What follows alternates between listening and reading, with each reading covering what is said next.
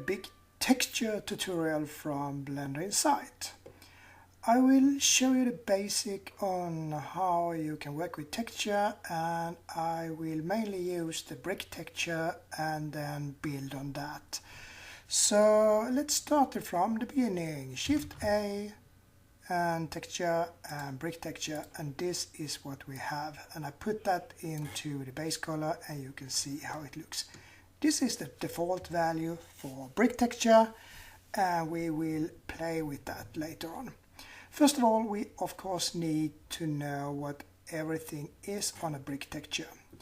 So the offset, it tells us how much a row should move in the X direction. So now we have 0.5, which means that it will move half a unit of one brick, and how often it's told by the frequency. So now it's every second row, and if I change that, it will be every third row that has some offset. So that is how that works. We can take that back. Then squash is how these rocks or tiles or bricks will shrink. So if I take that down a bit, you can see that these tiles or bricks are now a little bit smaller. And it's the same with frequency here as well. So now it's every second row, and now it's every third row, and so on. So that is how squash is working. Both these two have no input. So if we work with node group and so on, we have to think about that. Vector is vector, which means that is the map telling us how we should produce these on an object. Then we have two colors, colors 1, color 2, and those are mixed or blended together here in different versions. So if I take like blue here, for instance, put that in, you get everything from white to blue.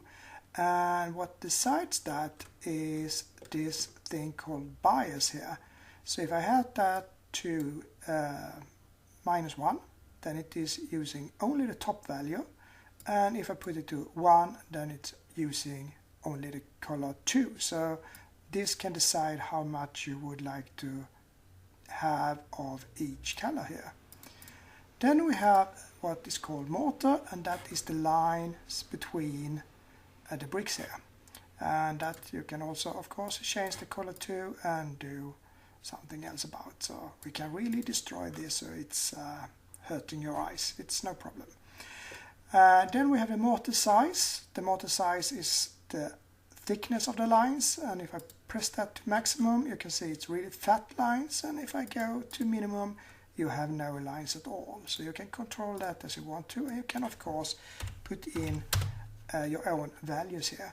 And if you drag that to max or minimum, that is not something that you are bound to keep into this limits here. You can go in and write like 0.5 or whatever, or 4 in this case, and get something else here. You will see them soon, because now I will do some smoothness of the lines. So if I take that up, you see those are here now. We can take that down just a bit so you can see that better. I can take it even more. Now you can see it like that. And you see it's smooth here between. So smoothness, no smoothness. You can control that. And same as mortar size, you can go in manually and write something else like 2 or something. So you can see you can smooth it all the way in, so they're really packed into each other with almost no line and so on. So it's okay to exceed the maximum value if you want to here. Then we have the brick width and the row height, and that is of course row and height of this, which means that instead of a brick wall, we can easily turn this into a tile wall, just putting like 0 here and 0 here, and now they have the same height and width. And if you take and change the offset to 0, yeah, well, then you have a normal tile wall like this. So this is the basic for a brick texture. And that is what I'm now going to play with to show you how to change the different things here. The first thing we should notice is that we have the color output, and the color output is exactly the color you put in here. So that means we get this white, blue, red thing. But we also have the factor from here, and if I put that in, you can see that this pattern will always occur. That means that the tiles will always be black, and what is between the tiles will always be the smoothness and white. So we can try that right away. So what I will do now is put in a bump map as well. So I press Shift A and vector and bump, you get it here, and put that into normal. Nothing happens because we have no spaghetti or node here, so we put that into the height, and now you can see it's going up rather much here.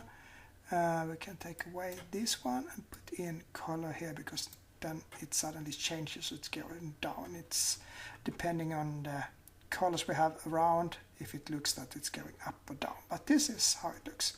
Okay, the strength of 1 is a little bit much, so we can take that down, and distance we can take that down as well. We can have like 0.25 or something like that. Okay, yes, that's a start. Okay, now we have, as you can see, it's some shiny parts here on the side and so on. We can have a lot of shine, we can have a little less. It's controlled by roughness. If you remember the map that we used, we had black on the tiles and we had white on the lines here.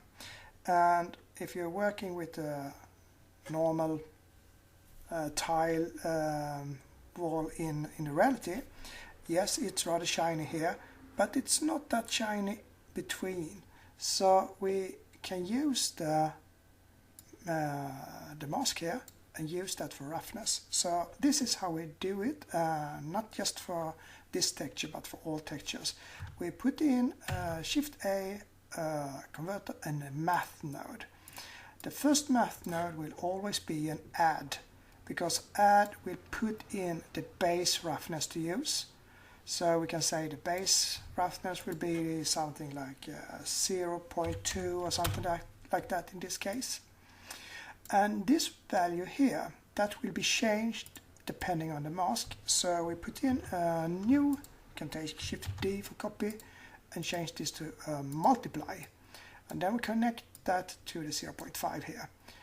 This is the variation that we get from the factor here. So we put that in here, and then we can vary it. So if we take it up, it has a large amount of variation, and if we take it down, it has a low amount of variation. So it's just to play with. And now if I go a little bit away from it, it looks rather okay. Even if it's not metal, it could look better even with some metallic value in that and so on. But these things here, it's just for you to play with to get exactly what you would like to have. You can also like put on a clear coat layer or whatever. Okay, now get back to this. Mortar is not red, it's normally something that is a little bit gray like this. We can keep those two when we are playing. And now we are going to learn how to change these, because here between we have something that is normally rather noisy. It could be that we have some cracks in here, it could be that the sides are not perfectly even and so on. So we need to know how to change these things to make everything look realistic. So starting with the noise here, if you remember the map, the mask, this part here is like white and gray, and this part is black. So white means 1 and black means 0. That means that if I multiply the noise with this line here, it will be 1 something, and 0.5 it's a gray and so on. But it will be 0 on the tiles. So the tiles will be unaffected if I put in a multiply node from the factor here. So let's try it. We could either use Musgrave or noise. I think Musgrave will give more irregular noise in this case, and so I will use that. So Shift A, texture, I put in a musgrave here. That will be the noise between the lines, or between the tiles. And now I will put that into the bump. And to make that work, I take copy on the multiply here, so Shift D, take that down. And as I said, if I take that and I take that, it could be that I get 0 from here, and then I get 0 out here regardless of the value here, or I can get a value here between and then I get something out here. I must be able to control the strength on this as well, so I put in another multiply here, so Shift D, put that in here, so we have like 2 multiply.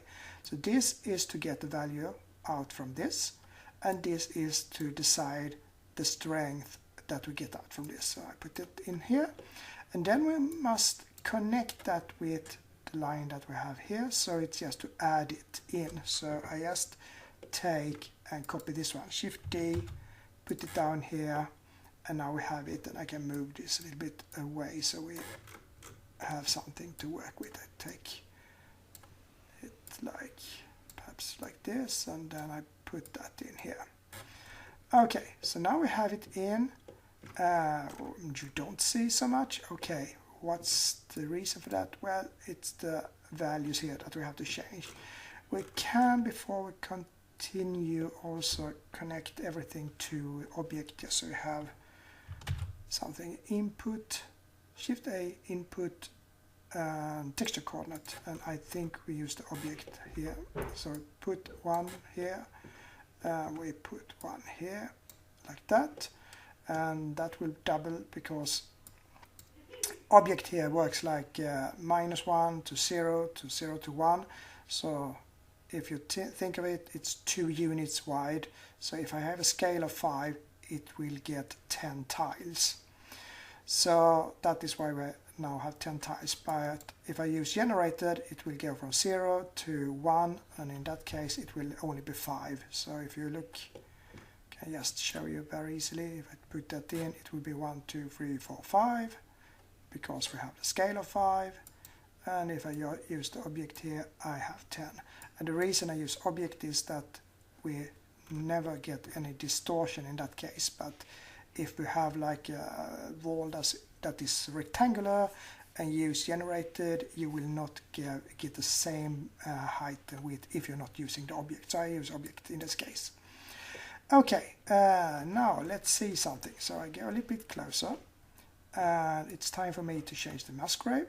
So I take down the dimension, and I take up the details, like to 5 or something like that. And now when I change here, you can see something growing here. So now we got something between here, and that could be a little bit too much. I can take it down a bit. So you see how it works now with this, and if I take up the dimension, I get it a little bit softer. So you can control the musgrave rather well here, and then we also have this value here that can control everything, so we can go even outside if we want to spill it like this, or we can take it a little less than 1, and then we don't spill anything. Okay, now you have the bumps in, as you can see here, and we have the tiles, and as I said before, you can even get it to spill a bit like it did here. But I think we should do it in another way when it comes to controlling the height of this, because now it's so evenly spread all over, and even if you can control it this way, it looks very weird. So what we should do instead is that we should change the width of the mortar.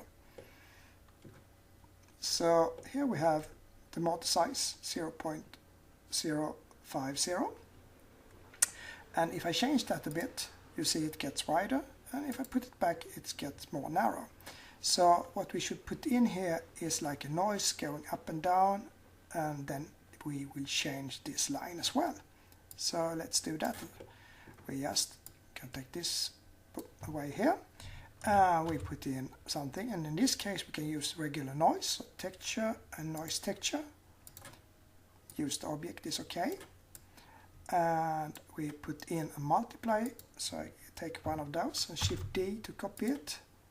And then I put in a factor to control the strength of this noise, and I put that in the mortar size here. And now you can see it's really big, okay? And that is because we had 0.0 and not 0.5. So if I change this to 0.0, now it's got much less here. And then we can increase the scale a bit here. And we can increase the detail and also add in distortion, but not too much distortion because then it's making circles almost. So. And then it's just to play a little bit with this, change it a bit, not too much, but a little bit.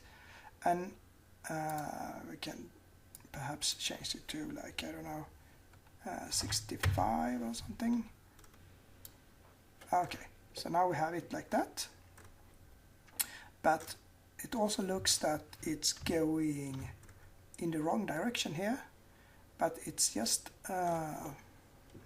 illusion, because if we take that away and we add this in, you can see that it's still the white here and the black is on the other side.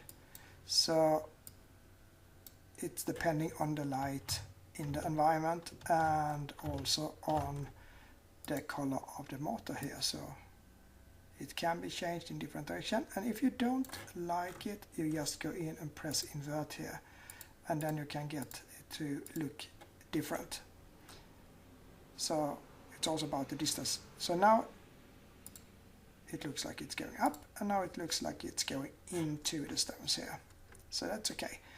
And as you can see now, it's more natural, because now we have lines that are not perfect, and we can control those lines here, putting really high number like this, but that looks very strange. Or we can take it down a bit and have it more like 15, 10, something like that, and then we get everything nice and clean like this.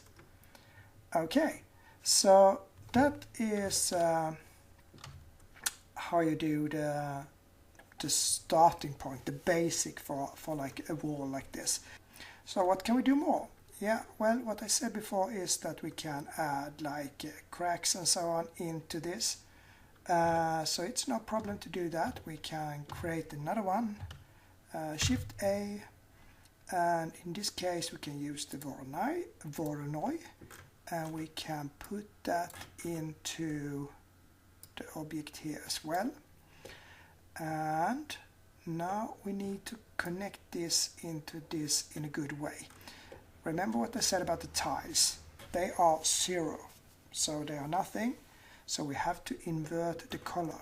So what we are doing then is just to go into color. So Shift A, color, we have invert here. So we take the factor from here,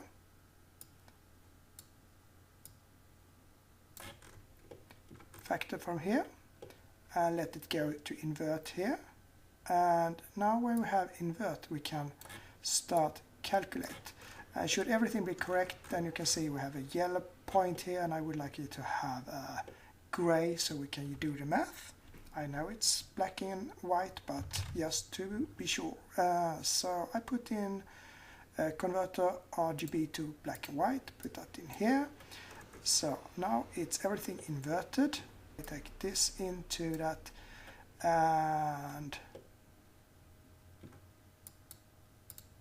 change this like this. Okay, so now everything is okay.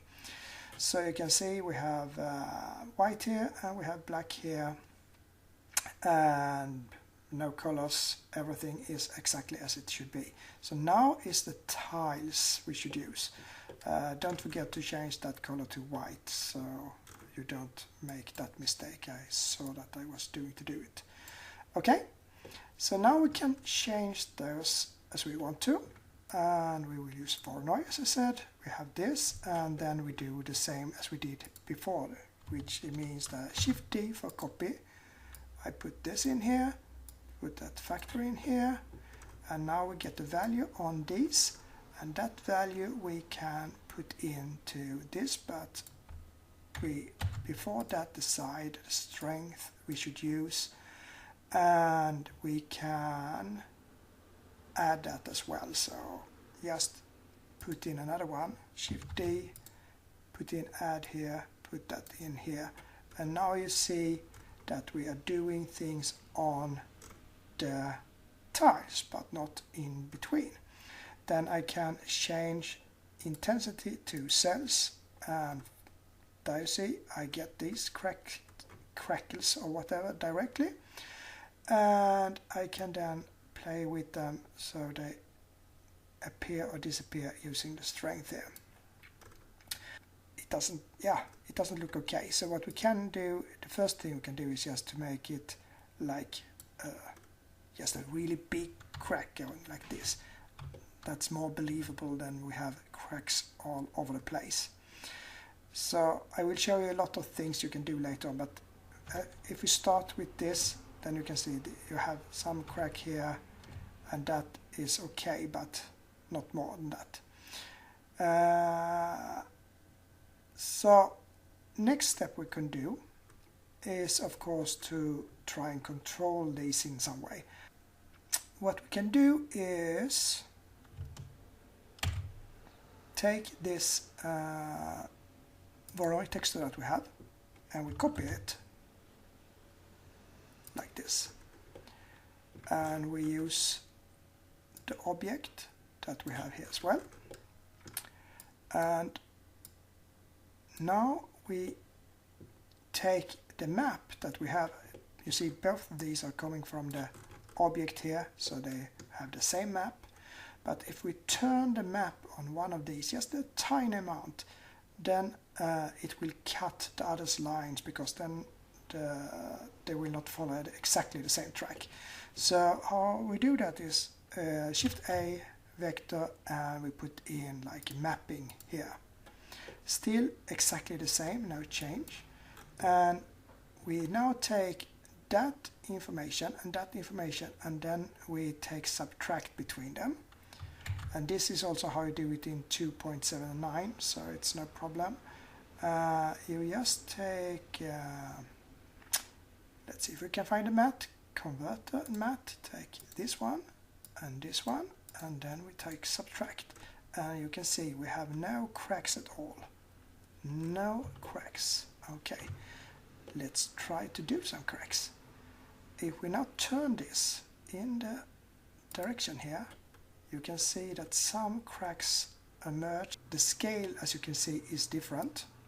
So to make that correct, we need to have an input that is one input for two things. So Shift A, input, just the value here, and we put those two in here, and we write like 5 or something like that.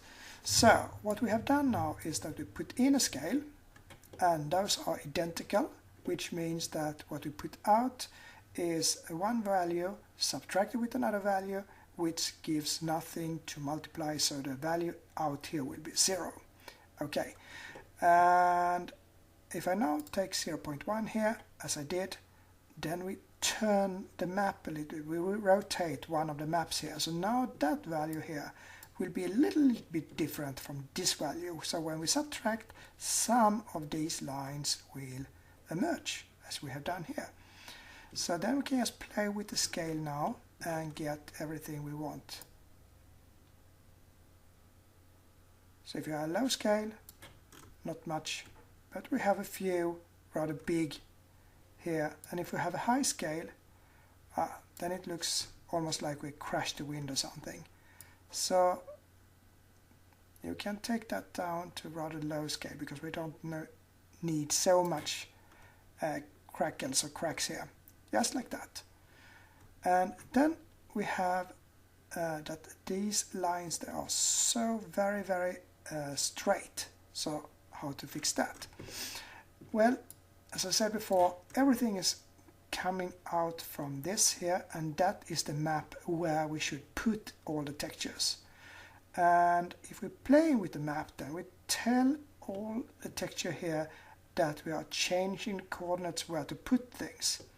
So what I can do is that before the map reaches that value here and that value here, we just put in some variations, and then those variations will follow the line here as well. So let's start with doing that. So Shift A, and I will use like I can use a noise texture as this.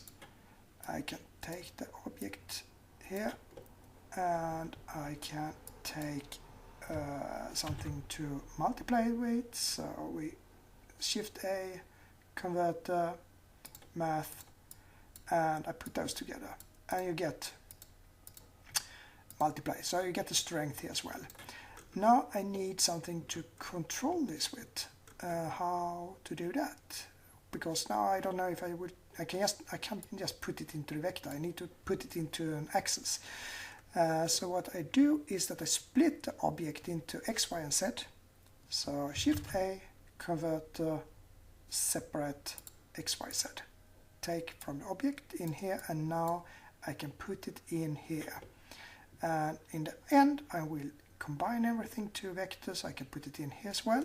So Shift A again, converter, combine, and now I will use this one into that, and I will use this one into this, and now I have nothing between here, so we get nothing here. We need to put in some math here between, and we can just do like this, that will be the same, that will be the same, but we can put in some add here. So Shift A, converter, math, we put in one here, add, like this. Not much difference. We got the lines back again. But if we now connect this one, now you can see that the lines are not straight anymore. So we can control how they will be with this one and how much they will go up and down. That we can control with this. So we can have almost straight lines, but not exactly straight lines, which makes the complete image more realistic. And that is the standard way of doing some changes on your texture. You do a lot of math on the map itself before you send it out to your texture, and by that you can distort the texture how much you want to.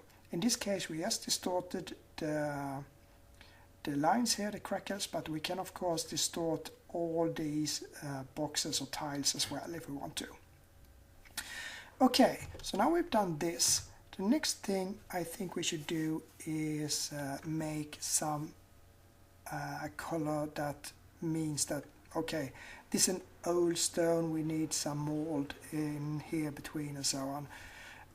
So another color here. So how should we do that? Well, we can do it in different ways. If I go up, you can see it's growing here a little bit. This is the color coming out. So it delivers all these things. Then we have the factor, as we have shown before, that is it's not changed using the colors. It's still black here and it's white here. So that means that we can use this one as a factor for changing the color that comes out here. So 0 is not affected and white is affected. So if we have something like that and we want to have some green spreading around these, we can just use the mask for that as well. So if I now press Shift A and go into color, mix RGB and put that in here, then I have my factor here. So if I have now 0, you can see that I have changed nothing here, and if I now have 1, I changed a lot here. So if I now put in like green, you can see that everything is green. So if I now take my factor from this one and put that in here, you can see now that we get mold all over the place. So it works very nice, but it should not be that even, so we need to have different green colors inside. So I do like this then. I take convert again, a color ramp, which have all kinds of green and gray inside. So I can start with like some dark green here, and I can have something in the end that is almost just a dark gray like this, something like that. And then I just connect that to the color inside here, and now everything is between here somewhere, so we need to have noise in this direction here, and we can use noise as texture. So Shift A, texture, and we put in noise. We put that into the vector here, and we put that into, it's so dark, we take a new one. It's easy to see them. So Shift A, input, texture coordinate, put that in, use the object here. So, and now it's just for us to control how much we should use by perhaps changing the detail a bit, the distortion a bit, and then play with the scale here, so we can increase or decrease the scale until we are satisfied with what we get here. We can also, of course, play with this here, so we can decide that we perhaps want a little less of the green, a little more of like this. Now you can see we have some mold here, and so on. So now we have changes all over the place like this. We have cracks, we have mold, we have some irregularities on the tiles and so on. And then it's just to build from that as well. We can build in, so we have something going down here like water that has made everything a little bit more black and so on. So we just continue to put everything in here. Normally when I get things big like this, I try to put it into node groups so it's more readable later on. But now, since we take it step by step, I will just leave everything in one big mess, but it's just for you to understand the principle. So how should we do to make all these things running down here? Well, we can use another brick tail or brick texture to make that. So we take this brick texture that we have here, and we just copy it. So Shift D and then take it up here. And it's now vital that we use exactly the same scale that we use for this brick texture. So in the same way that we did for the Voronoi texture, we put in the same scale for both brick texture. So just Shift A, input, and a value like this, and that is then the scale here. So one for that, and one for, see if I can find the scale here, scale like that, and then we change this to 5 because that was what we was working with. So now we have it. What I will do here is I will take this bias to -1, because if I use -1 here, I will also use the same mortar size that I have from here. You can see the mortar size comes from here, so since that is something that we change a lot, we should have the same in this one. So I drag a line, take up that bit here so it's easy to see. I take that into the mortar size here, then we get exactly the same size, and then finally we also need to connect the vector to the object so we have the same map that everything is following. So what we can say now is this up here is a copy of that one. The only difference is that we use only the top color here. So what I would like to do is take this and merge them together, and that I can do even before I mix it with this one. So then I take my mix here, copy it, Shift D, and I take the color I have from here at the top, and I take the color I have from this one at the bottom, and then I take that information that now goes to here from this one, that I take from this one, because that will be the mix of these two here. So if I now change the first color, make it a little bit more red like that, yeah, you can see that it's getting red here. I got afraid here, something, or was I doing something wrong or whatever. But now it works like this. Now I have all these mixed with, and now we have all that. And the thing is, if I now put this to here and I put this to like black, it's black, and white, it's white. But we can do it in another way. We can use other things as well. We can have multiply.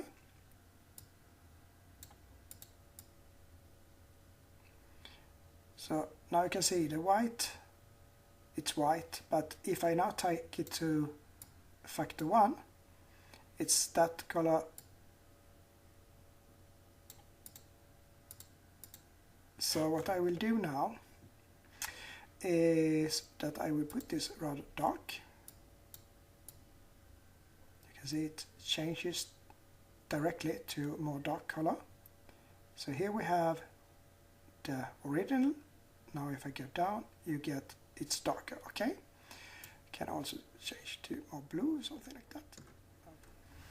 Okay, now when I have this second brick texture here, it's time for me to create that running water that we talked about before. So it will go from top down here and make this look really good.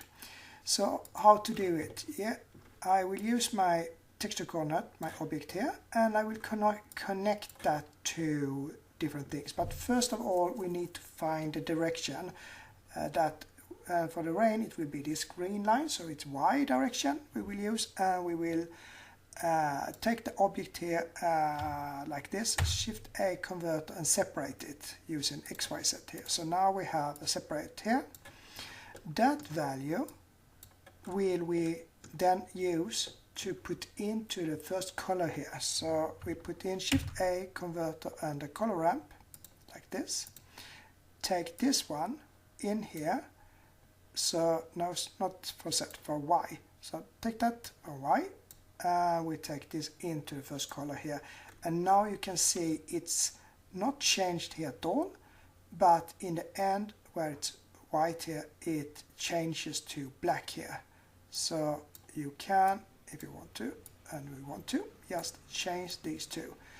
So now you can control the different colors here, and if I now put in like red or green or something like that, I get that it at the top, and that is because we take everything from here, and I think we should even use the generator, because generator takes it from 0 to 1, so we can easier control everything like that. So now we have something in the top here. We can even make it a little bit darker like this, but we would like it to go like rain or something, so we need to have some type of texture in here as well. For that I think mask gray will be great, so Shift A and texture, and we put in a mask gray.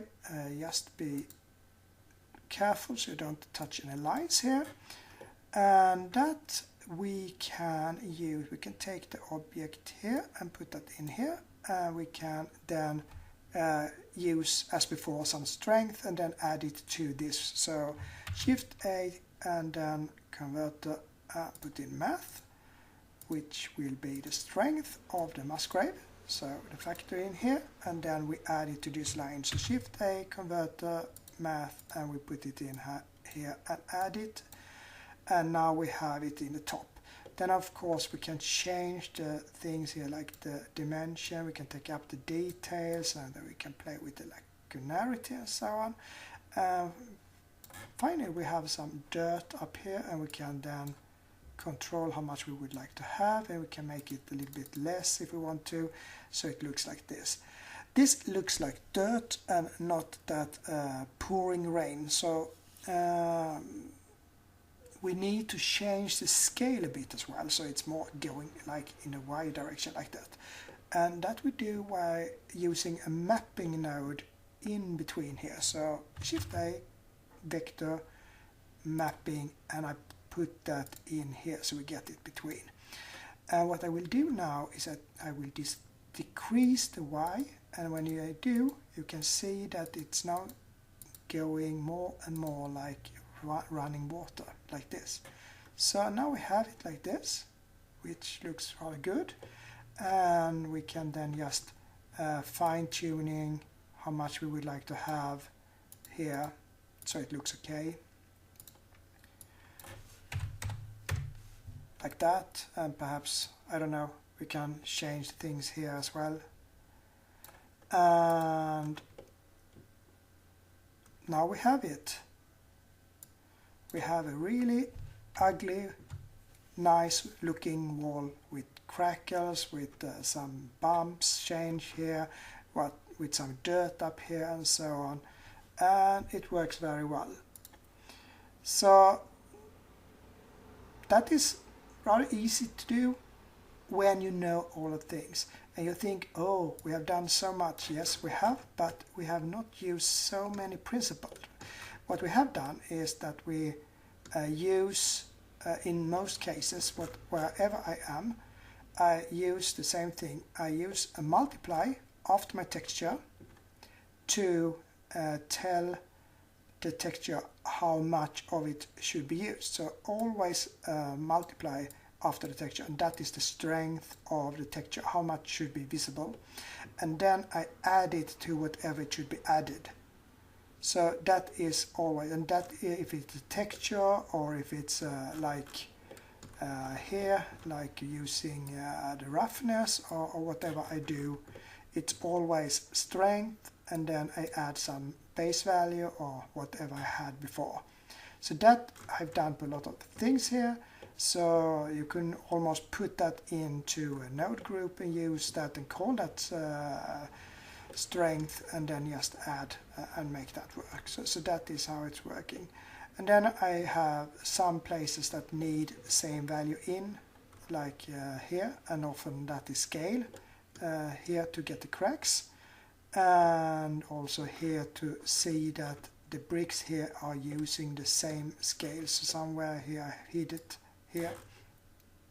So now when I change that, then everything will be okay here as well. So otherwise it has not been working that good, because yeah, I can change it in this case. It will not affect so much, but you can see when I do it, the rain is following the scale. So if I take it down, you see the scale goes down a bit, or the rain goes up, so it's climbing a little bit to these here. Yeah, so as I said, you can do a lot of those brick texture like this. Then of course you can add a lot to this map as well, but that we can save to another story. I think you have enough here for understanding the basic, how to change things so it looks like a tile wall. So if you liked what you see and would like to see some more magic about the texture, then just subscribe and I will gladly show the next tutorial for you. So goodbye and have a nice evening.